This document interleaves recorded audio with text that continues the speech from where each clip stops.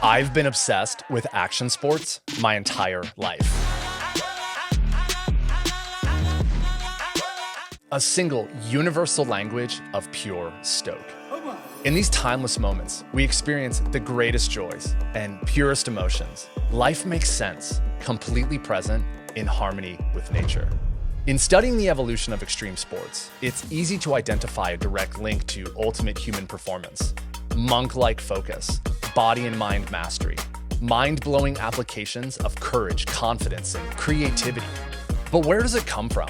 How do we get it? And most importantly, how can more people access these superhuman qualities? My name is Matt Schollard. I'm a peak performance and mindset coach, and I'm also an extreme athlete.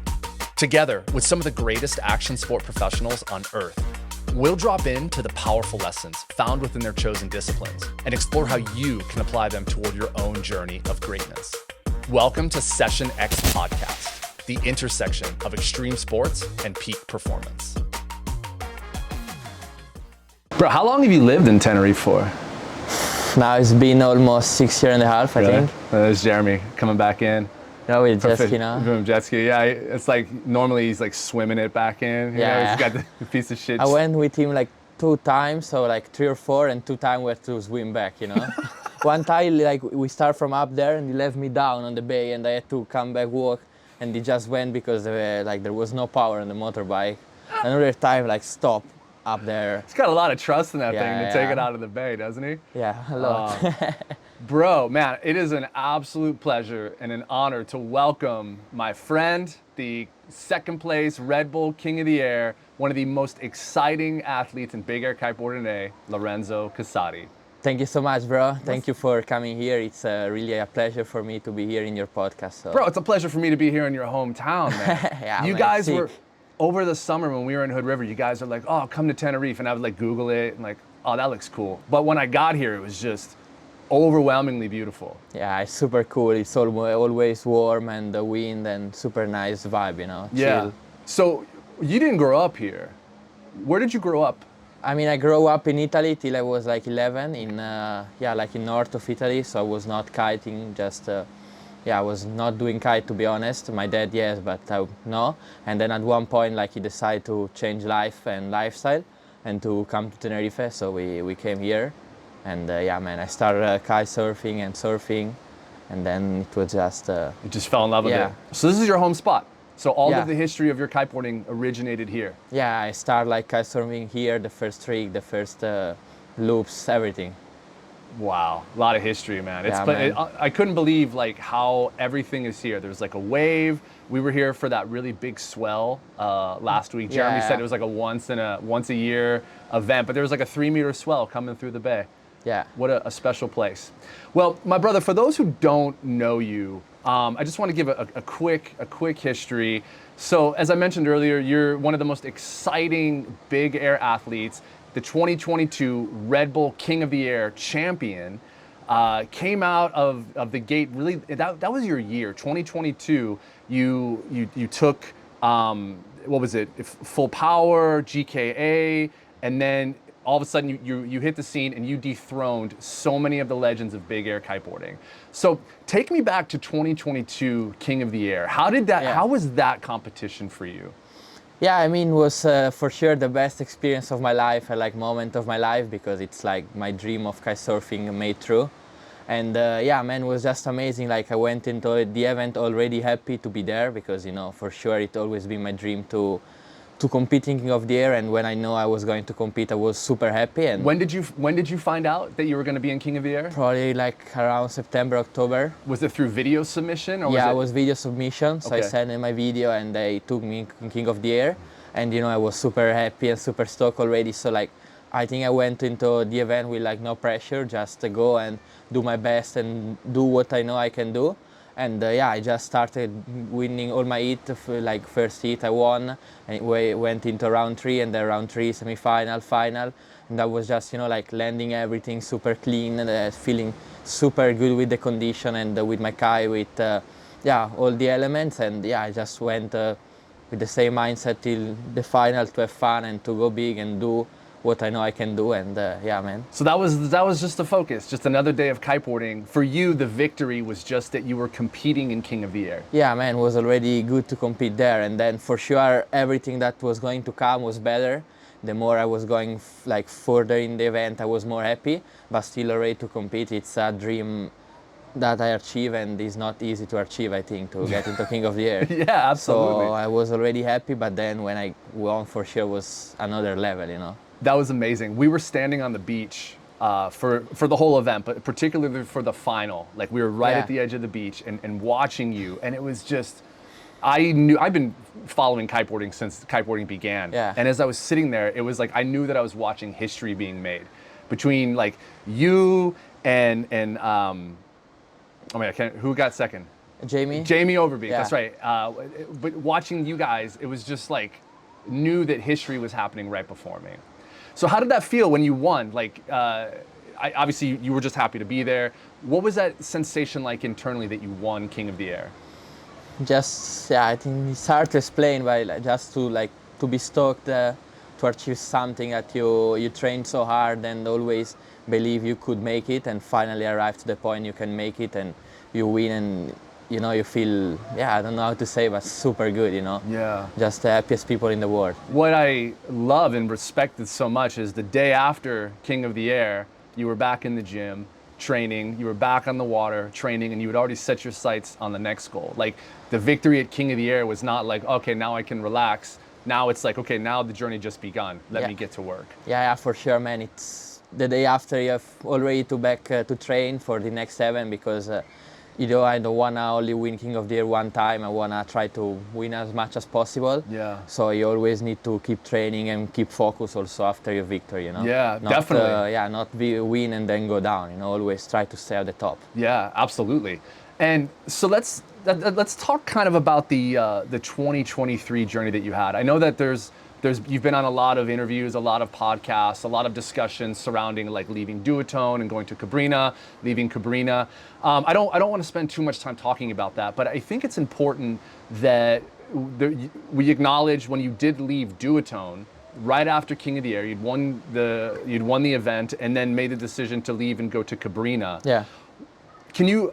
I don't want to know anything about the gear. I want to know like about your thought process on what was the driving decision for that. I mean, a lot of people think that like I win King of the Air and I left after Duotone because Cabrina offered me more money or something like this. But to be honest, I already like signed a contract on October, and many people don't know, but I have to stay with Duotone till the end of November. So King of the Air was in November, so I had to compete with them. And then on the 1st December, I changed to Cabrina. So it was already a decision made way before. And yeah, man, I don't know, like I spoke with all the guys from Cabrina like this, and there was something that I thought was going to be better than compared to Duotone, and yeah, it was a decision to change and try to get better, you know. So following King of the Air, you had your celebration, you had your downtime, you were training for the next year, and then your next competition was Lords of Tram, which from watching it at home, it looked like your performance, you weren't quite at the level mentally that you were at King of the Air. What was going on there? Yeah, I was a bit not the same as King of the Air. I don't know exactly why, but I was not performing as King of the Air, and still, I mean, still at the end got 4th place, but not what I was expecting for sure. I wanted to win the event, but yeah, man, I was not feeling so ready and feeling, yeah, everything ready. Yeah, something though that I watched happen right after a GK of Tarifa. You had a heat against Jeremy. Yeah. And Jeremy came out very aggressive, super strong, you know, his big stylish moves. And the start to that heat, you were, I don't know if you were like in your head, there was something going on, but you were not performing at the level that we're all used to you performing at. Yeah. But something happened in that heat where it was like Amanda and I were watching at home and we started screaming at the TV like, man, look at Lorenzo. Oh, do you remember what happened? Like the shift? Tell me about that. So I mean, I was like, they were making the big air and the strapless competition the same day. And I just had like before my strapless heat, like maybe 15 minutes ago, and I lost because I was like too power on the 6 and to strapless is more hard for me. So I just lost, and I was like so pissed at myself and so angry because I thought I was going to beat that guy, but I lost from him. So like I had so much pressure and so much tension, and I had to go on another hit straight against Jeremy. And it was really important for me that hit, because first, like if I won that one, I go to the final, and second, like if I go to the final, then I'm probably for sure on the top 3 of the world of that year at the overall ranking. Right. And if I lose against Jeremy, maybe not. So I really had to do good, but I had so much pressure because of the hit before. And I saw that Jeremy was like on the hits before scoring really high points with the single loop, and like on the hit I did before of the single loop was not scoring too much for me. So I knew I had to go to do something different than Jeremy, some double loops. And yeah, I took the 5, went for some double loops, and at the beginning, I don't know, I was just going for my trick, but not really landing them or going, I think the first 3, I think, well, at first I land, then 2 crash, and like my kite crashed, and I was like so much tension and so much, yeah, you know, like really angry at myself. But then, yeah, I really thought I can't lose this, you know, I really need to do it, I need to focus, I know I can do it, I know I can land my trick. So I just went, yeah, just knew what I can do, and yeah, just started to land everything, and I saw that I was getting some good score, so I keep going, and at the end was good, you know. That was incredible, and you could watch it. It was such a visual, like, oh my God, like something is happening inside of Lorenzo's brain. Yeah. Can you tell me more about that process? Like, and part of this podcast is, it's not just for kiters, it's not just for surfers, it's not just for extreme athletes, but it's for the lessons that these types of sports offer your life. So how are you you have this overwhelming pressure. You know that your ranking within the GKA standings is like hanging in the balance. Yeah. You have so much pressure on you. You know that we're all watching around the world. Your sponsors are watching, your fans are watching, and you yourself want to perform at a level. How do you get into that mindset where you're like, look, Lorenzo, the pressure is on, but you have to make a change? What do you tell yourself? How do you navigate that? To be honest, I don't know, I just try to calm down and be like, okay, if I know I can land this trick because I already landed a lot of time in training, so I need to just think it's a normal training, a normal day, and not a competition, and forget that all the people are watching and my sponsor are watching. It's just if it's me on the water training and I know I can land this trick, so I'm just gonna go without any pressure on me. And I know if I don't have pressure on me and I just go, if it's a normal training, then it's better for me, and I think I can land it better. So what you obviously know, I was in the military, I worked in Yeah. special forces. We have a saying where the more you sweat in training, the less you bleed in battle. Yeah. And I think that's what you're describing with, like, you lean into, you know that when you were out training, you've landed this trick, you've Yeah. landed that trick 1,000 times, and the conditions with which you have trained have been so more difficult than Yeah. competition. Is that sort of what you're saying, how you get into that mindset? Yeah, for sure, man. Also, like I think on training, you always have to try to also train in hard condition, because then when you are in competition, it's easier. If the condition, it's easier to land the trick. So I think it's really important always to, yeah, be uncomfortable to then be comfortable in competition, you know? That's right. That's Yeah. right. That's what when I work with athletes, you know, I love to talk about discomfort. And the more peace we can find with being uncomfortable, the more that we can turn that part of our brain. That's why we are in the cold plunge every morning. Yeah, man. That's why, like, we really make ourselves uncomfortable, because we know that the battle is inside of our minds. Yeah, for when you were sure. in the water against Jeremy and you dumped your kite and you felt all that pressure, all that was manageable. But the real battle that you had to fight was inside your mind. And you won that heat. Tell me how you did in the rest of that competition. So in the final at the end I got third place, but was not what I was expecting, to be honest, because like against Jeremy I got a 9.17 for a boogie tic-tac double, and that was like the highest scoring trick in all the competition. But like luckily on the final the wind dropped a little bit and I only had my 5, and I couldn't take my 6 for a different reason. But yeah, I only had the 5 and I couldn't go as big as I wanted to, and was not really power enough to go. And also I'm a bit more heavier than Andrea and the Koan, so I was like on the 5 and they were on the 6, and plus I was more heavy and I really couldn't go high, but at least, you know, I gave my all, and I know I couldn't do better because I only had the 5 for that event. So yeah. How was your mindset at the end of that competition when you took third? Were you were comfortable? It I all felt good? mean, knowing all that could have gone worse, and how I managed to pass against Jeremy, and how I did in the final, I got third place, and for the win, at the end I was happy, you know. Yeah. Because I know I did the best I could for that condition. I didn't have nothing to say I could have done better, you know. Yeah. I tried all my best, really. For sure. Where did you go after the GKA Tarifa? What was next for you? No, I went in Hood River. Yeah. That's right. Yeah, I went in Hood River. How was your trip to Hood River? Yeah, man, it was nice. I really, to be honest, I really enjoyed it. Like, I made so much friend, and it was really nice, the experience in general. Then went to Maui, to the Hawaii. That's right, yeah. It was super cool. Then I was staying with you, and we were training. It was super sick.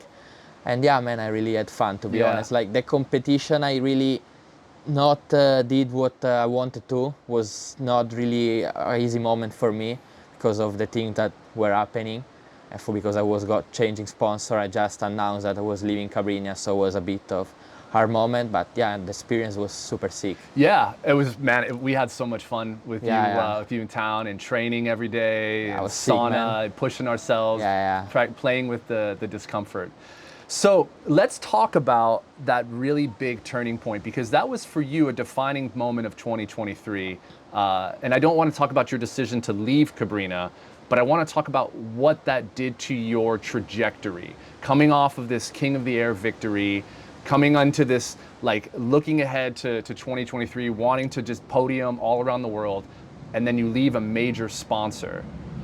How did that start to affect your mindset? I mean, I was a bit uncertain about the future because I didn't know what was going to happen, and I didn't know where to go with the sponsor, because I really had no idea when I left Cabrina. And when, I mean, more than left, we decided together to stop our collaboration because we had different goals for the future, for the develop. So yeah, we decided to be apart, and I was not really sure what to do. Like, I know I was going to keep kiting and to find a sponsor, but I didn't know who and when and how. So I was really uncomfortable a little bit. And then I started trying all the kite and all the different brand, all the option to decide was going to be my best option for me. And it was a quite long journey because it's been like 3 months without sponsor. But still, I think it's something that really helped me in understanding how the industry work, how all the kites work, the difference in the kite, because I tested so much that I understand. And I think at the end also the decision that I made was really worth it, and something that was going to be better for my future. Maybe people don't know that when you were without a kite sponsor, you're a professional athlete. Your purpose, your journey is to go out and compete. And if you're not competing, you're training, you're preparing. And what people may not understand is that being on the global stage as a big air kiteboarder, that's a full-time job. You're chasing wind, you're chasing storms, you're chasing conditions all around the world. And in order to be progressing and keeping up with the top in the game, like, you need to be out and capitalizing on these sessions. Did that ever weigh on you? Did you ever feel like being without a sponsor that you were maybe missing out on the progression that you knew your competitors were? Yeah, for sure, a little bit I was like missing out because I was always kiting on a different kite and couldn't really push the tricks, because on a new kite you need to get used and it's not easy. So I was not really pushing my trick. I mean, I was still kiting and getting to know the kites, but not pushing in the direction for competition, because I couldn't do it like a week on a kite and then change and push. So it was a bit, not really training hard for competition because I had no kite and no sponsor in that moment. So it was, a bit hard because I saw other people were training hard, and I was like 3 months without a sponsor and couldn't train as they were training for having no sponsor, and also had to miss Red Bull Mega Loop Challenge, and that like really hurt because it's been like 4 years they didn't do it, and right when I don't have a sponsor they do it. And I really wanted to compete, you know. It was hard to see you miss Mega Loop. It was. We were sad when we saw the decision, but of course we all understood.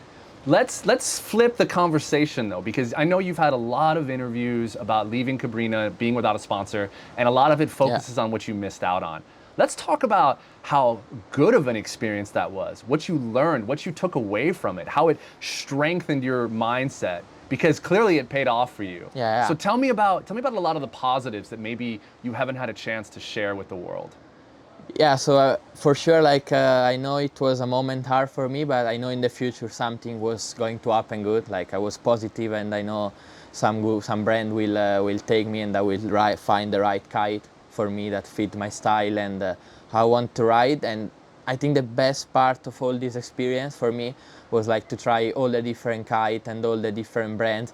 I really speak with a lot of people behind the kite scene, like behind the brand, behind the kite, and really understand how this world work way more than I knew before. And also for myself, for like how I am to understand better the kite, because like for sure I had control, but there were a lot of technical stuff about the kites, bar pressure, the steering, so many stuff that I knew but not so much. Like trying so many different kites, I understand like how every kite work was different in every kite, in the speed, in so many stuff, and that really helped me, and I think will help me for the future to understand and to help maybe my brand to develop better kites, you know. Definitely, yeah. So it's something that really will help you and will help me. Yeah. When Mega Loop happened, were you on Mykonos? Yeah, so when the Mega Loop happened, I was in Mykonos. I was doing a blind kite test, so I was trying a lot of like black kites without knowing which one was which one, and I had to try to guess and feel the difference. And yeah, to be honest, we were making that video, and then maybe it was supposed I was going to compete with one of that kites, but at the end I didn't felt ready to compete, you know. Also, if I decide which one was the best kite for me, or the black kite, I didn't say I go to compete because I was feeling not ready. Yeah. Andrea was there and other guys, and I saw I was not really ready to compete, and I don't go to a competition to arrive fourth or to lose in the semi-final. If I go, I want to try to go there to win, and I go there ready to win, you know, Yeah. not 50-50. So yeah, it hurt a lot to not go to Mega Loop, but I know for what's coming and for my future was better to don't go. Plus also I got a little bit sick the same days. I don't know why, I took like a virus like 7 days, so.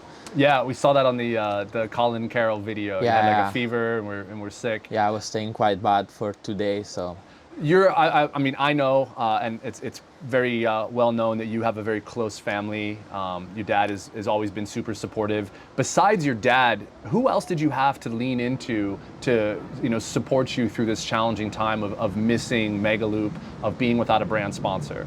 I mean, to be honest, only my dad. Yeah. Because he's the only one that really helped me really a lot, and he helped me with everything, you know, with preparation, with mindset for the competition, with the trick, with everything I do. It's he helped me. Yeah. So yeah, Good. He was really helping me also during that time, saying everything will be good. He was helping me contracting with the brands and try to help me take the right decision. You know, like at the end I take the decision, but he tried to help me as much as possible. And yeah, for sure, he really helped me a lot in everything, bro. Good. I'm so thankful you had that. You have him, and that you were able to navigate that challenging time. So, you ultimately settled with Harlem Kiteboarding. I hadn't honestly never even heard of Harlem until you announced it. How did you come to that decision that you were going to ride for Harlem or ride with Harlem? So yeah, I tried like after Mykonos, I went to Tarifa because there was like 3 weeks of wind. And the guys from Harlem, they were already like writing to my dad and contacting me. So we were speaking a little bit and we saw some wind and they were like, okay, we're coming to Tarifa. You try our kite and then we see. So they came to Tarifa, I tried the kites and the kite felt super good and I really like it. And then, we kept speaking and at the end we decided to go together. And the reason are, I mean, for sure the kites are super good, like I really love them already now, but the people that are behind the brand, I think is the most important for me. And it's a small brand for sure, but the people that are behind are really close to me and it feels really like a family and you feel really listen to them and you can really say what you think and they will try to make their best to listen to you and to make a decision together to work for have a better product and better future, and the possibility that there will be with this brand, I think it's the best, you know. Good. When you signed with them, was there like a sense of relief? Did you feel like then you could focus and get ready for King of the Air? Did Yeah. you know that you were going to be in King of the Air, or were you worried that maybe you wouldn't have a brand sponsor? No, King of the Air, like I was like, also if I don't have a brand, I will go on the kite I would like the most and just do it. Like I can't miss King of the Air again. Good. Because I won last year. I can't miss King of the Air, so I will go anyway. But for sure, when I signed with Harlem, I was more relaxed and more now I can train with the same kite and just get ready for King of the Air. When did you sign? What was the official date that you knew you were riding with Harlem? I mean, we announced it on the 6th November, I think, and I probably signed like a week before, but I knew a week before, like Okay. 2 weeks before, so around 15 October, something like this probably. So you had maybe 6 weeks before King of the Air? Then I got the kites and I tried to train, 6 weeks around that, bro. Wow. So once you signed with Harlem and you had this sensation of relief and you know that it was 6 weeks, was it just like go time, King of the Air preparation in full blown? Yeah, for sure. I knew I needed to try the kite as much as possible, get ready to them, set them, and just get more connection with the kite as much as possible to get the feeling with the kite, and then just try to do my best in King of the Air, even if I didn't train as other people. All right, so you're 6 weeks out from King of the Air. You've just signed with Harlem. What does your preparation look like for King of the Air? Where do you go and how do you start sharpening that edge to defend your title at Red Bull King of the Air? Yeah, so I went to Amsterdam first because I need to film the shooting to announce that I was going to Harlem. And I was like, maybe I can train here because there was some good forecast with the wind and I can stay here for a little bit, but it was a bit too cold for me and I was not really used to it. So I did some shooting and then I went home here, back to Tenerife. And after that I saw there was some wind coming to the other island, Gran Canaria. So I went there for like 4 or 5 days and was actually quite good, some proper wind, some double, some 8-9 meter riding, but like power. So train a little bit there. I went to Tarifa like 3 days because there was Levante, and that was pretty much what I trained before King of the Air. And then I went to Cape Town and trained there maybe 2-3. No, really good day that I have was 3-4 days, and then that's it. Before King of the Air, that's all I could train. Wow. Because there was not wind in another place. Wow. Were you building your tricks? Did you have your trick list for King of the Air that you were working on here and in Tarifa?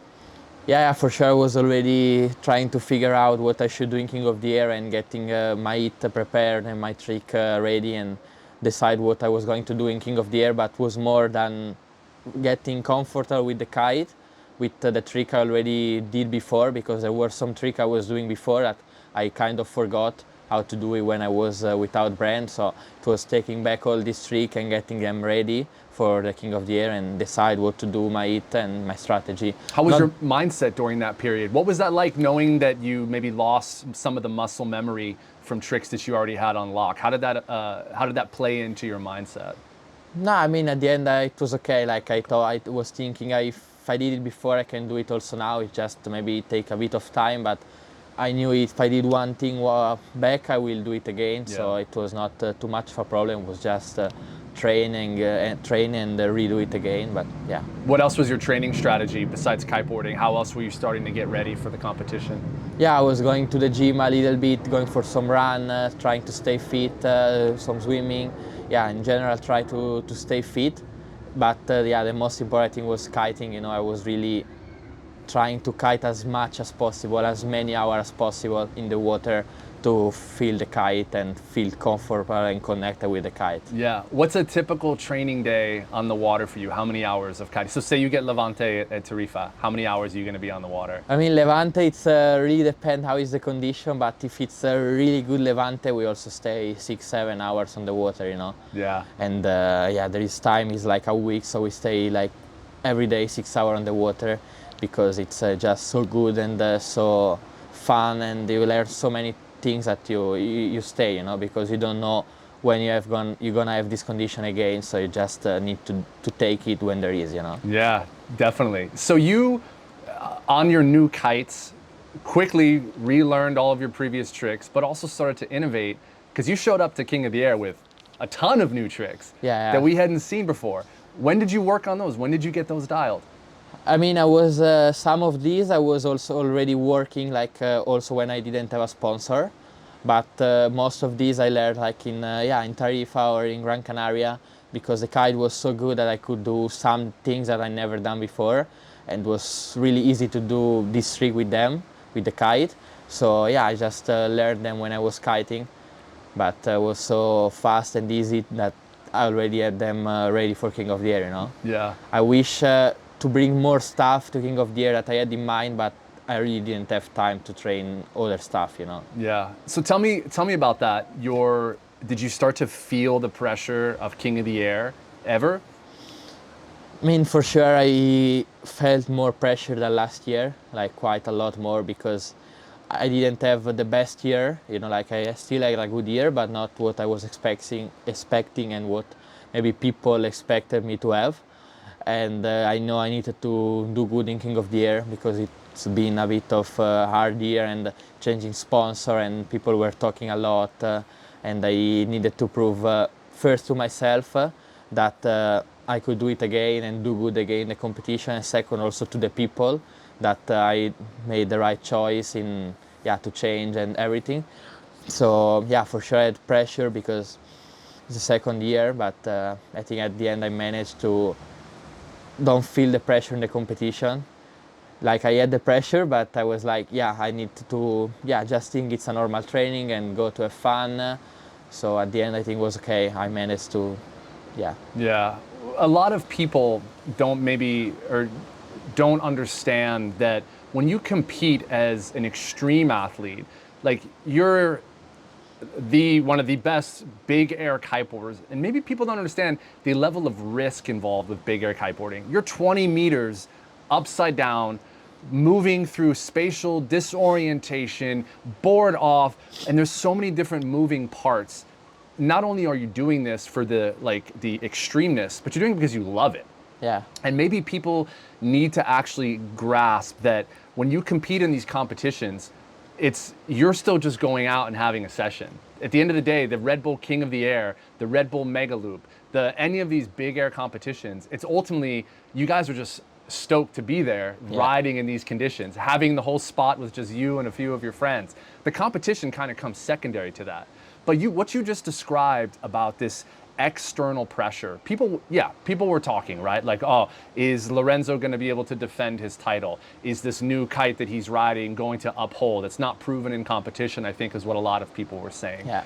You had this additional layer of pressure that none of the other riders had. Nobody else was coming into King of the Air fresh off of a new sponsor, having to defend their title.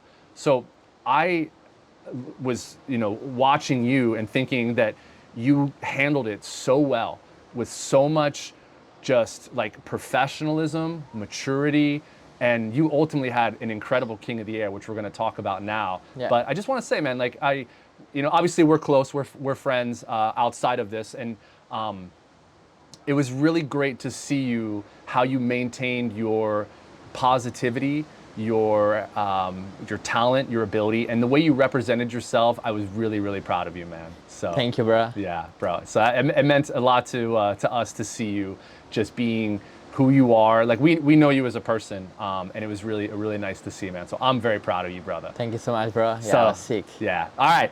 Morning of King of the Air. Yeah. Tell me about it. Where's your mindset? You've had 3 sessions at Kite Beach at Blauberg there. Were you feeling ready? Were you just excited to go kite? Tell me about the morning of King of the Air. Yeah, so the first day of King of the Air was, at the end the King of the Air was in 2 days, so that was 29 and the 5. And the first day I knew it was going only to be the first round and maybe the second, but not the third, the semi-final and the final. So I was more, I think, relaxed compared if they were going to do all in one day, because I knew like even if I was going to do something wrong in the King of the Air, I still had another chance and still could work a few days to change what I did wrong. So I think I was a bit more relaxed compared if they were doing it one day. But yeah, I just went into the heat knowing what I can do, and just landing all my tricks I knew I could land because I landed them on all the other training. So I was feeling super good, and like on my first hit I land every trick, and that was felt super good, you know. And also at the end of the day, I scored the second highest hit of the day. Like the first was Jeremy and then was me. So at the end, I was really happy, and in my mind, I was like, okay, if I did good today, then I think I can do good also on the second day, and I know I'm not far from other people, even if they train more than me. I'm still really close to them, and yeah, man. So at the end, I was really happy and even more motivated for the second day because I knew I could do good, you know. So you saw that first day, you're like, I was kind of offline for the last 3 months. I wasn't in Levante, I wasn't here, I didn't hit Red Bull, but Yeah. you saw your competitors and you're like, man, you guys didn't get that far. Like I gave you all this time and this is what you did with it. Did you start to be like, yeah, okay, I'm here to win this thing. I want to take this thing. Yeah, for sure. I mean, also before I wanted to win, but after the first day, I was like, okay, if I'm really close now, I think I can really win again on the second day because I'm still really close to everyone, even if I'm, or even at the same level. You know, I didn't lost so much that I can't win. I can still win. Yeah. So talk to me about that 5-day period where between day 1 and day 2, what were you doing? How was your motivation? How was your mindset readying for the big day of day Yeah, 2? I was analyzing what happened, the trick, the opponent's trick to decide the strategy for the second day, and also I was training when there was wind and try to work on the thing that didn't work so much on the first day. I mean, quite everything worked, but you can always improve. So I was kiting and analyzing what to do and deciding the strategy with my dad, and just getting prepared for the second day. And just thinking if I did good on the first day, I can do even better on the second day. Yeah. Did some of that pressure lessen that external? Because obviously social media blew up. Day 1 of King of the Air, Lorenzo's second highest score of the day. Harlem kites are amazing. You know, the whole your snake loop was released. So it seemed like a lot of the people that were talking maybe stopped.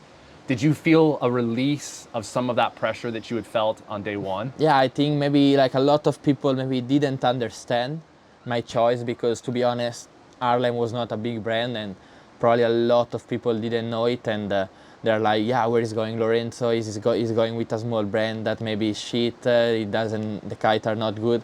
And I think after that day, I demonstrate like my choice was not bad and was not wrong, and that the kite really worked, and I can really do good with that kite.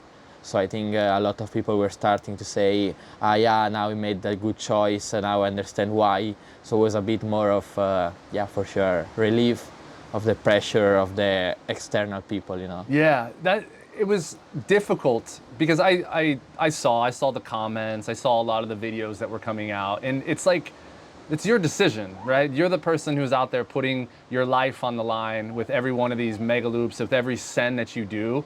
Like that's Lorenzo's decision, and what you choose to do as an athlete, as a person, ultimately is your decision.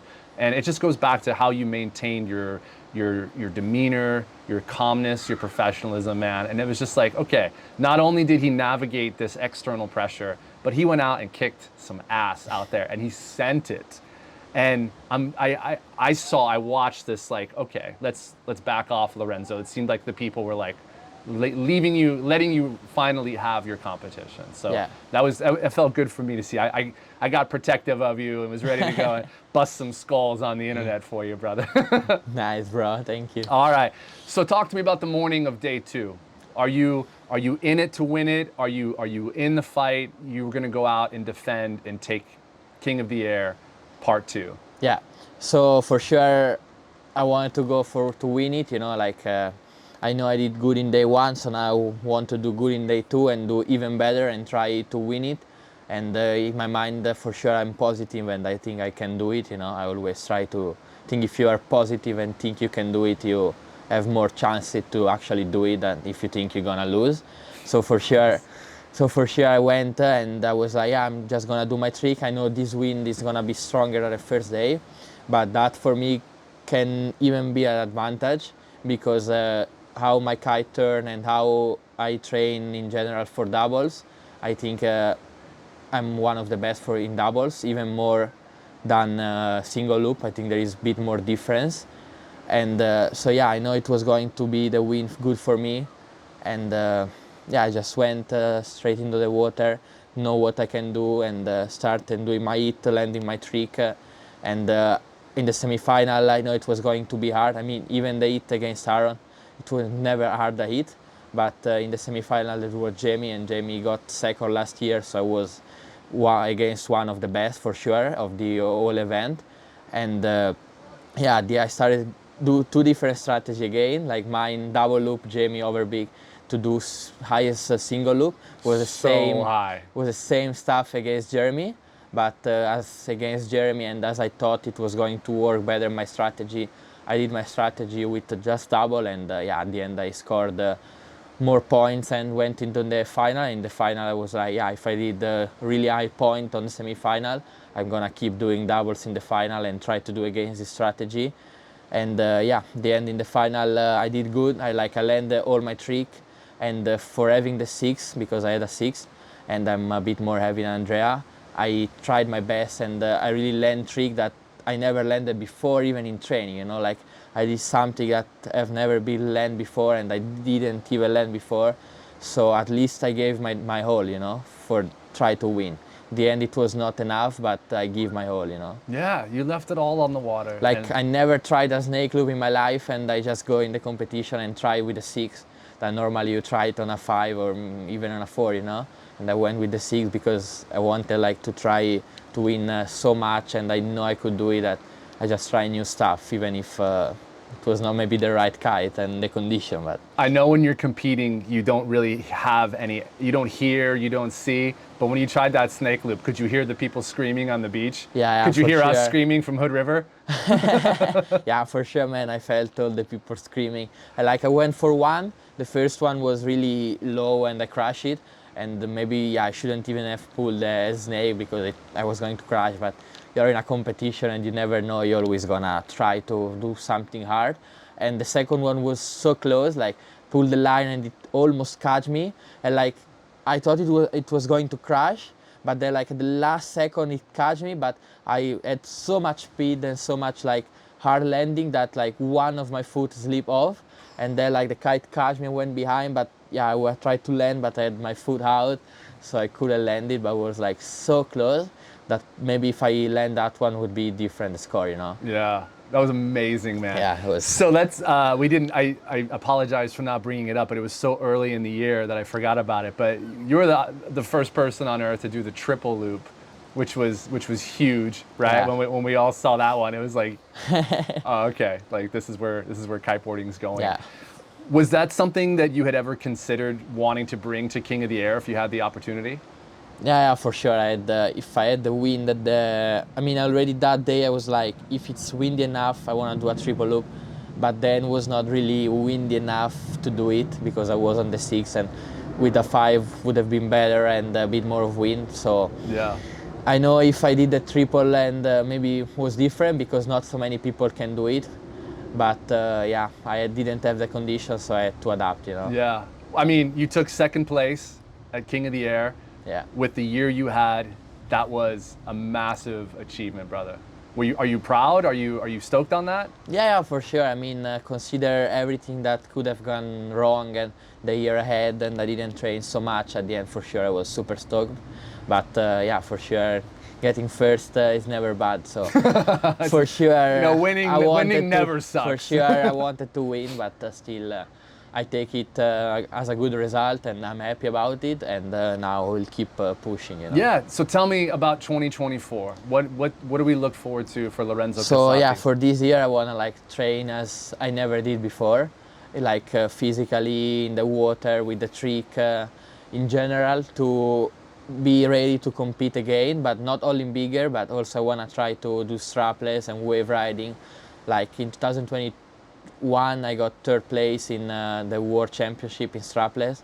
Last year I didn't do so good, but this year I wanna do again everything, so I will train so hard to try to compete in all the competition and hopefully win all of them. For sure, that's my end goal. What's the first one on the books? So first one now is Capo Verde, it's wave riding. Okay. And yeah, wave riding I still need to work a little bit, also because it's more rise waves, and I ride better on left because here is left waves. Yeah. So yeah, I will first train a little bit on this, but still train for a bigger, because straight after the wave event, there is the bigger event in Colombia. For the GKA. For the GKA, so there will be 4 stops of GKA. So yeah, I need to train on both of them, but I think I can do it. And then yeah, just keep pushing the sport and trying to do something new and innovative for 2024 and win competitions, you know. Yeah, I can't wait to see you on the podium around the world. What does your cross training, like I know you foil, you ride strapless, you ride wave, you do big air, freestyle. I've watched you out here the last few days training freestyle. What other forms of cross training do you use? I mean, out from kiting, I surf also a lot. Like if there is wave, I really like to surf because I think first it's good for your body, for your muscle in general. But for wave riding, I think it's really useful because if you know how to surf good, the waves and the right trajectory, then it's easier with the kite, and a lot of good surfer then are good kiter now. So I think that really helps. But apart of that, yeah, I go swim. I really go to the gym. I think it really helps with your muscle, with your ability, with your strength. And yeah, from January I will start again to push on the gym. Now, like the last month, I've been a bit more calm because I had other stuff to do, but now we'll keep pushing on that. And yeah, so gym, kite, surf, try to stay as much time as possible on the water, and then train as much as possible outside of the water as well. So good, man. Yeah, man. Brother, I have one final question for you. Yeah. What is the trap? Man, the trap, it's, I don't know, it's hard to say. So like the rap, it's yeah, style of music, and the trap is another style of music, like from Italy. It's like rap, but a little bit different. I don't know too much, but it's more like Andrea really listened to this, and now also me and Jeremy. So one day we were like kiting like this, and we were like, yeah, we're like the rap of the kite, so we're like the trap. So it's something around that, you know, something cool about me, Andrea, and Jeremy, because we are friends and kiting and listening to this music and like sharing this vibe together. You boys are the trap, man. Yeah, you know, it's something cool. You guys are the coolest, brother. I love all of you. I love watching you guys ride. I love seeing the dedication to the sport and to yourself and to your craft. I love seeing you guys in the gym. I love watching you, just all of it. You guys continue to inspire me and so many people around the world, brother. So thank you for taking the time to come share. Thanks so much for everything. It was super sick to talk with you, and looking forward for more. Always, brother. Loren. Yeah, man. Thank you. Thank you, brother. Ciao, ciao.